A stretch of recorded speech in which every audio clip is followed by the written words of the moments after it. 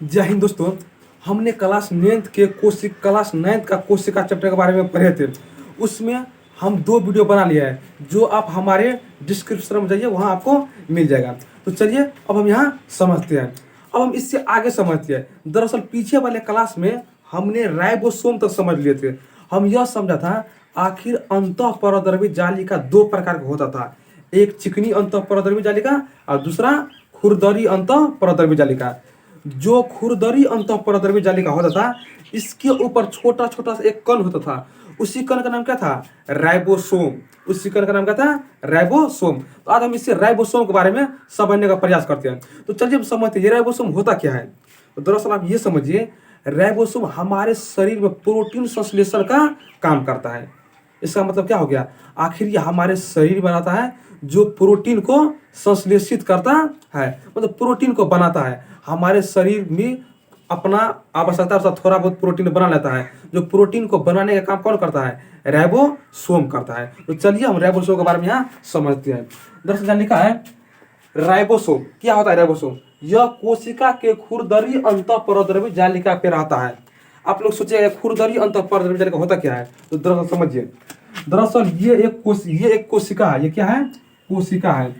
उस कोशिका में केंद्रक के नीचे होता था अंतःपरद्रव्य जालिका। क्या होता था? अंतःपरद्रव्य जालिका। ये है कोशिका। ये हो गया हमारा केंद्रक। केंद्रक के नीचे में होता था अंतःपरद्रव्य जालिका, जो 2 प्रकार का होता था। एक होता था चिकनी अंतःपरद्रव्य जालिका और दूसरा होता था खुरदरी अंतःपरद्रव्य जालिका। खुरदरी अंतःपरद्रव्य जालिका। जो खुरदरी होता था उसके ऊपर छोटा छोटा सा कण देखते, छोटा छोटा सा कण, वही कण क्या है? राइबोसोम। वही कण का नाम क्या है? राइबोसोम। राइबोसोम। अब राइबोसोम समझ में आ गया। ये कोशिका के अंतःपरद्रव्य जालिका के खुरदरी, देखिए ये बहुत ही चिकनापन है, इसी वो चिकनी अंतःपरद्रव्य जालिका हो जाएगा। ये है खुरदरी अंतःपरद्रव्य जालिका। इसी पे छोटा छोटा कण जाकर फंस जाती है, क्योंकि वैसे भी छोटा छोटा कण वही फंसेगा जहाँ खुरदरी होगा। जैसे आप लोग हाथ में घी या मक्खन लगा लीजिए, वो बहुत ही चिकनापन होता है, लेकिन आपको हाथ में कुछ ऐसा वस्तु लगा रहे जो करापन लगे, आपको हाथ में पानी भी वहीं फंस जाएगा। लेकिन घी या अगर मान लीजिए कोई मैदा लगा लीजिए, फिर आपको हाथ क्या हो जाएगा? चिकनापन ज्यादा हो जाता है। तो दरअसल ये खुरदरी अंतःपरद्रव्य जालिका के ऊपर छोटा छोटा कण होता है। उस कण का नाम क्या है? राइबोसोम। ये लाइन आपको समझ आ गया होगा। ये कोशिका के खुरदरी अंतःपरद्रव्य जालिका पे रहता है। तो नेक्स्ट पॉइंट कहता है यह गुच्छा में रहता है। राइबोसोम जब भी रहता है वो हमेशा गुच्छा में रहता है। अब ये गुच्छा क्या होता है? जैसे आप अंगूर को देखे होइएगा, अंगूर जब भी रहता है हमेशा एक गुच्छा में रहता है। जैसे 50 अंगूर 60 अंगूर का हमेशा एक गुच्छा रहता है, उसी प्रकार राइबोसोम एक हमेशा गुच्छा में रहता है। उसका नाम क्या पड़ जाएगा? तो हमेशा गुच्छा में रहता है। उस गुच्छा का नाम क्या पड़ जाएगा? उस गुच्छा का नाम पड़ेगा पॉलीराइबोसोम। क्या नाम पड़ जाएगा? पॉलीराइबोसोम। ये पॉलीराइबोसोम का मतलब क्या होता है? देखिए समझिए। पॉलीराइबोसोम, पॉली मतलब होता है बहुत ज्यादा। पॉली मतलब क्या होता है? बहुत ज्यादा। क्या बहुत ज्यादा? राइबोसोम। जब राइबोसोम बहुत ज्यादा हो उससे हम लोग पॉलीराइबोसोम कहते हैं। इसके हम और अच्छी मॉडिफाई करके समझते हैं। आपने पॉलीथीन का नाम सुना होगा। ये पॉलीथीन क्या होता है? जिसमें बहुत सारे एथीन से मिलकर बना होता है। बहुत सारे एथीन से मिलकर बना होता है, जिससे हम लोग क्या कहते हैं? बीच में पॉली लगा देंगे तो वो हो जाएगा पॉलीथीन। अगर बहुत सारे एस्टर जो कपड़ा बनता है उसके पीछे क्या लगा देंगे हम लोग? पॉली, तो हो जाएगा पॉलीएस्टर। क्या बन जाएगा? पॉलीएस्टर। जैसे एग्जाम होता है, उस एग्जाम का नाम होता है पॉलीटेक्निक। इस एग्जाम में ना प्रत्येक क्वेश्चन में कुछ ना कुछ टेक्निक लगा होता है, इसीलिए उस एग्जाम का नाम क्या है? पॉलीटेक्निक। सभी क्वेश्चन में टेक्निक लगने के माध्यम से पॉली जुड़ जाएगा, उसका नाम क्या पड़ जाएगा? पॉलीटेक्निक। उसी प्रकार राइबोसोम जब बहुत सारे रहेगा उसका नाम क्या हो जाएगा? पॉलीराइबोसोम। क्या हो जाएगा? पॉलीराइबोसोम। फिर इससे नीचे कहता है यह प्रोटीन और आरएनए की बनी होती है। राइबोसोम किसकी बनी होती है? प्रोटीन और आरएनए। ये प्रोटीन क्या होता है? जैसे ईग होता है अंडा, अंडा का जो उजला वाला भाग होता है वो प्रोटीन की ही बना होती है। इसी प्रकार राइबोसोम हमारे प्रोटीन का बना होता है, आरएनए का बना होता है। इसी आगे है, इसका कार्य क्या है? राइबोसोम का मेन काम है जो प्रोटीन का संश्लेषण करता है। प्रोटीन का संश्लेषण करता है। अब है गोल्जी उपकरण या गोल्जी का। अब इससे आगे क्या है? गोल्जी उपकरण या गोल्जी का। ये क्या करता है? गोल्जी उपकरण या गोल्जी का, इसको आप ऐसे समझिए। अगर मान लीजिए हम लोग भोजन ग्रहण करते हैं तो पूरा भोजन कहाँ जाता है? हमारे आमाशय, बोले तो उदर गुहा या पेट में जाता है। लेकिन क्या हमारा शरीर में सिर्फ अमाशय को ही भोजन की आवश्यकता होती है, ये नहीं, क्योंकि हमारे शरीर के प्रत्येक कोशिका की भोजन की या ऊर्जा की आवश्यकता होती है। हमारे इस हाथ में ये जो अंग है, ये हमारे हाथ में ये एक कोशिका है, कोशिका से उत्तक बनता है, उत्तक से अंग बनता है। तो हमारे हर एक अंग में ये ऊर्जा जाना चाहिए। जैसे हमारा ये हाथ है, उस हाथ में इस उंगली में भी ऊर्जा जाना चाहिए, इस उंगली में भी ऊर्जा जाना चाहिए, इस उंगली में भी ऊर्जा जाना चाहिए। तो पूरा ऊर्जा को पूरा शरीर में पहुंचाने का काम कौन करता है? गोल्जी उपकरण करता है। कौन करता है? गोल्जी उपकरण। अब ये कहेगा ये क्यों करेगा? नहीं तो समझिए, अगर मान लीजिए गोल्जी उपकरण नहीं होता, तो जैसे मान लीजिए हम लोग कुछ कोई वस्तु कर, जैसे हम लोग अभी बोल रहे हैं, तो बोलते बोलते बोलते बोलते हमारा मुंह का ऊर्जा खत्म हो जाता है, फिर हम आराम से बोका की तरह करना शुरू कर देते। क्यों? क्योंकि हम ऐसा करना इसलिए शुरू कर देते क्योंकि हमारा मुंह का ऊर्जा खत्म हो गया है, लेकिन हमारा शरीर का ऊर्जा अभी बचा हुआ है। लेकिन ऐसा नहीं होता है, हमारा शरीर पूरा एक ही साथ थकेगा। क्यों? कि हमारा जब बोलते बोलते मुंह का ऊर्जा खत्म हो जाएगा, तो हमारा पूरा शरीर की ऊर्जा आएगा हमारे मुंह तक, और ये फिर ऊर्जा चलता रहेगा। और ये ऊर्जा पूरा बैलेंस बना कर रहता है। जब पूरा ऊर्जा ये थकेगा, तो धीरे धीरे पूरा शरीर की ऊर्जा थकेगा। जैसे आप लोग चापाकल चलाते होइएगा, ऐसा थोड़ी है कि चापाकल चलाते चलाते पता चला हमारा हाथ का ऊर्जा थक गया, और हाथ का तो काम ही नहीं करता है, और शरीर का तो हम काम कर रहे हैं। ऐसा नहीं होगा। जब हमारा हाथ थकेगा तो मतलब क्या? पूरा शरीर थकेगा। क्योंकि जब यह कॉल चलाते चलाते हमारा हाथ की ऊर्जा थका, तो पूरा शरीर की ऊर्जा कहाँ चला जाएगा? हमारे हाथों में। और जिसके वजह से पूरा जब तक पूरा शरीर नहीं थकेगा तो हाथ नहीं थकेगा। तो पूरा शरीर एक ही साथ थकता है, और ये हमारे शरीर में ऊर्जा को बैलेंस बना कौन रखता है? गोल्जी उपकरण। कौन रखता है? गोल्जी उपकरण। तो गोल्जी उपकरण के बारे में जानते हैं। ये गोल्जी उपकरण खोज कौन किया था? कैमिलो गोल्जी किया था। कौन किया था? Camillo Golgi. नाम से ही क्लियर है, गोल्जी उपकरण मतलब कैमिलो गोल्जी। गोल्जी उपकरण खोज किया कैमिलो गोल्जी। कब किया? 1898 में। इसका मेन काम क्या होता है? तो ऊर्जा संतुलित करना। अभी जस्ट बता दिए, हमारा शरीर के प्रत्येक अंग तक कोशिका में ऊर्जा की आवश्यकता होती है। जो हमारे शरीर के प्रत्येक अंग तक ऊर्जा को कौन पहुंचाता है? गोल्जी उपकरण, गोल्जी का पहुंचाता है। तो चलिए आप इसको समझ लिए होगा। अब अच्छा से एक इमेज ले लीजिए। अब हम इससे आगे समझते हैं। अब हम समझते हैं लैसोसोम के बारे में। ये लैसोसोम क्या होता है? तो दरअसल आप इसको ऐसे समझिए, ये लैसोसोम में ना एक एंजाइम भरा होता है। लैसोसोम में क्या भरा होता है? एंजाइम भरा होता है, जो हमारे शरीर के अंदर अगर कोई बाहरी कण या वायरस आ गया, उसे क्या कर देता है? नष्ट कर देता है। हमारे उस लैसोसोम में कुछ एंजाइम भरा होता है जो हमारे कोशिका को रक्षा करता है। अगर कोशिका में बाहरी कोई कण आ गया, या जीवाणु आ गया, या वायरस आ गया, उसे भी वह नष्ट करने की क्षमता रखती है, और वो अपना भी मरता है, साथ में उस वायरस को भी मार देता है। इसीलिए उसे हम लोग क्या कहते हैं? आत्महत्या की थैली कहते हैं। क्यों? क्योंकि दरअसल आप लोग देखिए होगा, अगर कोई आतंकवादी होता है क्या करता है? अपना शरीर में बम लेकर घूमता है, और जहां मन हुआ ब्लास्ट कर दिया, अपना भी जाएगा और साथ में 10-15 को लेकर जाएगा। यही काम है लैसोसोम का।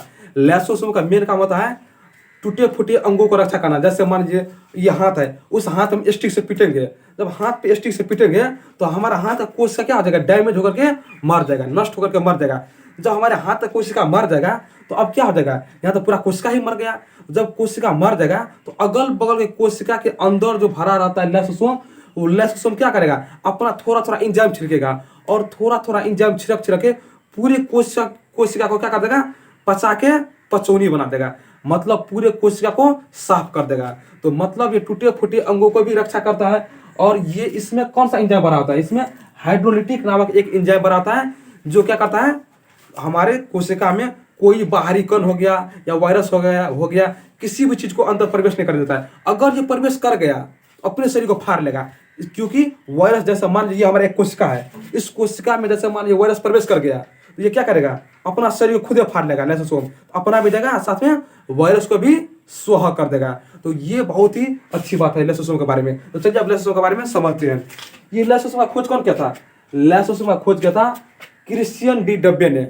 डब्बा मतलब वो नहीं कोई डब्बा ढोलक का व्यक्ति है, इसका नाम था क्रिश्चियन डी डब्बे ने। इसमें हाइड्रोलिटिक नामक एंजाइम भरा होता है। लैसोसोम में क्या भरा होता है? हाइड्रोलिटिक नामक एंजाइम। हाइड्रोलिटिक नामक एंजाइम भरा होता है, जो एंजाइम एक तेजाब एसिड की तरह काम करता है। जैसे मान लीजिए आप किसी, जैसे ये हाथ इसमें एसिड अगर डाल देंगे, ये पूरा जला को पचा ना देगा, उसी प्रकार ये हाइड्रोलिटिक होता है, जो एक एसिड की तरह होता है, तेजाब की तरह। अगर मान लीजिए कोई बाहरी कण हमारी कोशिका में प्रवेश करने के लिए प्रवेश करेगा, तो क्या होगा? रास्ते में रोक देगा। अगर फिर भी नहीं, अगर कण प्रवेश कर गया, तो पहले कण को ना पचाने का प्रयास किया। अगर कण नहीं पचा तो खुद अपना शरीर को फाड़ लेगा, अपना भी देगा, कण को भी देगा, साथ में पूरा कोशिका को उड़ा ले जाएगा। तो ये होता है लैसोसोम। इसके अंदर हाइड्रोलिटिक नामक एंजाइम भरा होता है, जो क्षतिग्रस्त अंग को क्या करता है, नष्ट करता है। जब हमारे शरीर में चोट फूट लगने के माध्यम से, टूट फूट के माध्यम से कोई अंग टूट जाता है, उस अंग को ना पूरी तरह से पचा के साफ कर देता है। इसीलिए इसे हम लोग आत्महत्या की थैली कहते हैं। क्या कहते हैं? आत्महत्या की थैली कहते हैं। अब इसका कार्य समझ आती है। कोशिका में वायरस जीवाणु को प्रवेश नहीं करने देता है, मतलब समझ आइए, ये एक अंगरक्षक की तरह काम करता है। जब ये हमारे कोशिका में कोई व्यक्ति, जैसे मान लो कोई बैक्टीरिया आएगा, मतलब जब ये कोई बैक्टीरिया हमारे शरीर में प्रवेश करेगा, पहले कह देगा, चाचा इधर क्या कर रहा है। अगर चाचा नहीं माना तो चाचा को फिर दादा से भेंट करवा देगा, क्योंकि क्या करेगा, इसमें हाइड्रोलिटिक एंजाइम है, छिड़क देगा एंजाइम। अगर इस एंजाइम से मरेगा तो खुद अपना शरीर को फाड़ देगा और साथ में वायरस को भी सोह कर देगा।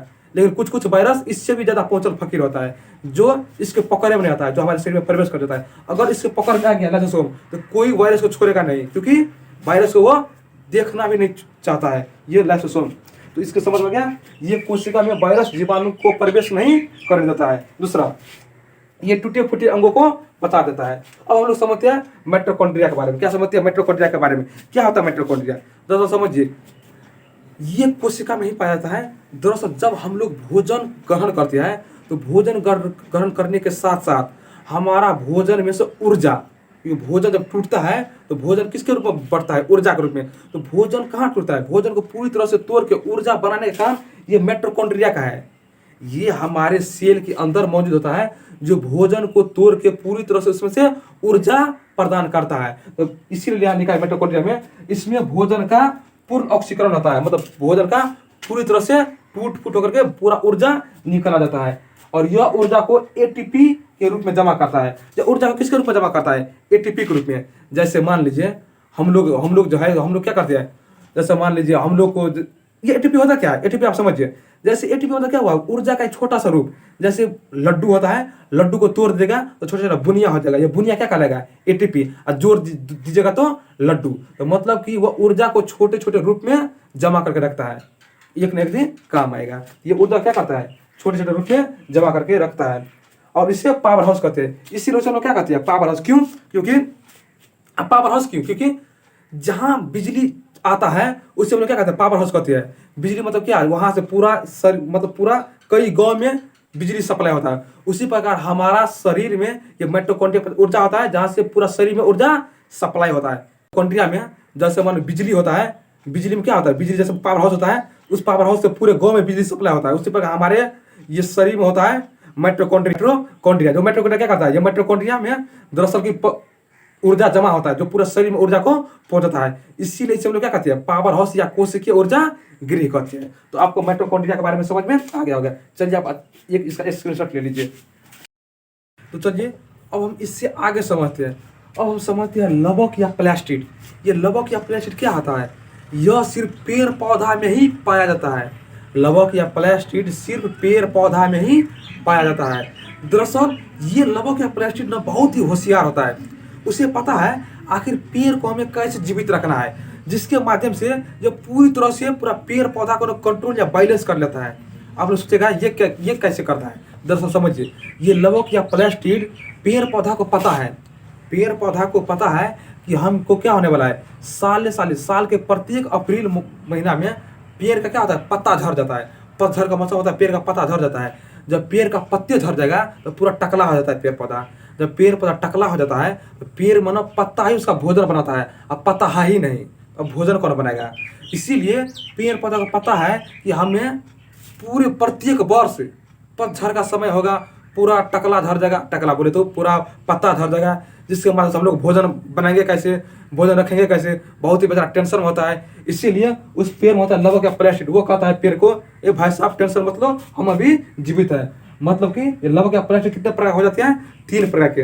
एक होता है अवर्णीय लवक, वर्णीय लवक और हरित लवक। अवर्णीय लवक क्या करता है? अवर्णीय लवक का काम यह है कि उसे पेड़ पौधा का दुख दर्द देखा नहीं जाता है। अगर पेड़ पौधा टेंशन में है, पत्ता झड़ जाएगा, पूरा 2 महीना पत्ता आएगा नहीं, हम लोग क्या करेंगे? भूखे मर जाएंगे। इसीलिए और वर्णीय लवक कहता है तुम टेंशन मत लो। इसका काम क्या होता है? जब पेड़ पौधा रोज के रोज जो भोजन बनाता है, उस भोजन में से थोड़ा सा भोजन बचा के रख लेता है, जमा करके रख लेता है।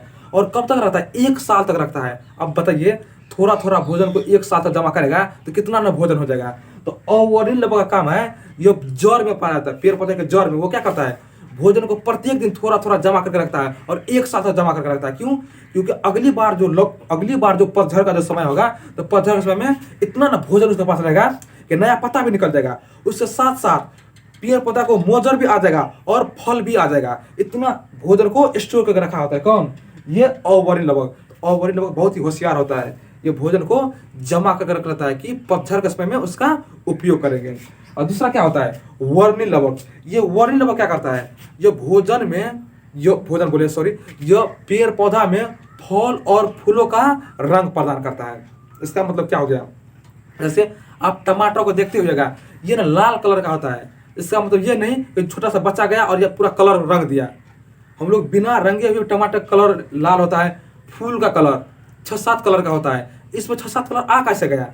कोई तो रंग जाकर नहीं कलर कर दिया, फिर भी कलर क्यों आ गया? क्योंकि दरअसल पेड़ पौधा में होता है वर्णी लवक, जो क्या करता है? ये कलर प्रदान करता है। फूल हो जाए या फल हो जाए, उसको कलर प्रदान करती रहती है। जैसे आम अभी कच्चा है तो थोड़ा हरापन रहता है, पक जाता है तो पीलापन आ जाता है। आखिर ये कलर क्यों चेंज हो गया?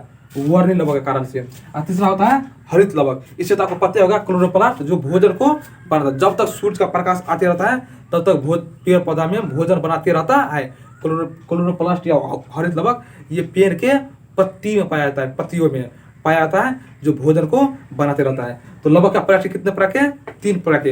अवर्णी लवक भोजन को जमा करके रखता है, वर्णी लवक फूल और फलों का रंग प्रदान करता है, हरित लवक भोजन को बनाता है। ये तीनों मिलकर बहुत ही बेहतरीन ढंग से काम करता है तो किसी भी पेड़ को जीवित रखने के लिए। देखते हैं ये हो जाएगा, ये कितना होशियार है। फिर इससे आगे जानते हैं तारक या सेंट्रोसोम। तारक या सेंट्रोसोम ये क्या होता है? दरअसल हम लोग के शरीर के अंदर जब टूट फूट के माध्यम से कई कोशिका टूट जाता है या कम हो जाता है, जब हम लोग के शरीर में कोशिका कम हो जाता है तो आखिर हमारा शरीर में फिर नया नया कोशिका बनता है। तो कोशिका विभाजन करने का मेन काम कौन करता है? तारक या सेंट्रोसोम। जब भी कोशिका के अंदर ही पाया जाता है, जिसका मेन काम होता है कोशिका को विभाजन करना, एक कोशिका से 2 कोशिका बनाना। तो एक कोशिका से 2 कोशिका बनाने का मेन काम किसका होता है? तारक या सेंट्रोसोम। लेकिन कभी कभी ये तारक या सेंट्रोसोम गड़बड़ा जाता है। जैसे मान लीजिए ये हमारा हाथ है, उस हाथ में यहाँ बनना, जैसे मान लीजिए 50 कोशिका ही मरा, हमारा हाथ इस भाग में सिर्फ 50 कोशिका मरा, लेकिन तारक या सेंट्रोसोम 5000 कोशिका बना दिया। मिस्टेक होने की वजह से 50 मरा 50 कोशिका, लेकिन बना दिया 5000 कोशिका। जब कोशिका की मात्रा बढ़ा देगा तो क्या होगा? हमारे शरीर में यहाँ मांस बढ़ेगा कि नहीं बढ़ेगा? जब मांस बढ़ जाता है, उसी को एक ट्यूमर कहते हैं, ट्यूमर, और जिसके माध्यम से एक बीमारी हो जाता है। उस बीमारी का नाम है कैंसर बीमारी। तो कैंसर दरअसल कोई बीमारी नहीं होता है, जब हमारे शरीर में कोशिका की मात्रा हद से ज़्यादा हो जाए, यही एक बीमारी का रूप ले लेता है। इससे हम लोग कहते हैं कैंसर या ट्यूमर बीमारी। तो समझ आया? ये तारक या सेंट्रोसोम क्या होता है बहुत ही अच्छा। हमारे शरीर में कोशिका को विभाजन करता है, लेकिन हद से ज़्यादा कर दिया तो बस लद के पार कर देगा। ये तारक या सेंट्रोसोम होता है। उसका मेन काम क्या होता है? जब कोशिका विभाजन करता है और यह सीलिया भी बनाता है। सीलिया क्या हो गया? जैसे सीलिया जैसे मान ये अमीबा हो गया, पैरामीशियम हो गया। तो अमीबा पैरामीशियम के ना चारों क्या होता है? बाल होता है, बाल, छोटा छोटा बाल होता है। इसी बाल को हम लोग सीलिया कहते हैं। तो हम लोग के शरीर में भी यह सीलिया, जैसे देखे होगा हम लोग के शरीर में क्या होता है? छोटे छोटे बाल होती है। यह सीलिया बनाने का मेन काम किसका होता है? ये तारक या सेंट्रोसोम का। तो चलिए, हमको विश्वास है कि आज का आपका ये वीडियो बहुत ही बेहतरीन लगा होगा। अगर आपको ये वीडियो अच्छा लगा है, आप हमारे वीडियो को लाइक सब्सक्राइब और जितना हो सके उतना शेयर कीजिए, क्योंकि शेयर करने से, लाइक सब्सक्राइब होने से हमारा मनोबल बढ़ेगा और बहुत ही अच्छा बेहतरीन टॉपिक लाते रहेंगे। हम क्लास 9, 10, 11, 12 का एक टॉपिक करवा देंगे। लेकिन जब आप हमारे वीडियो को जितना लाइक शेयर सब्सक्राइब कीजिएगा, उतना हमारा मनोबल बढ़ेगा। तो मिलते हैं नेक्स्ट वीडियो में। तो जय हिंद, जय भारत।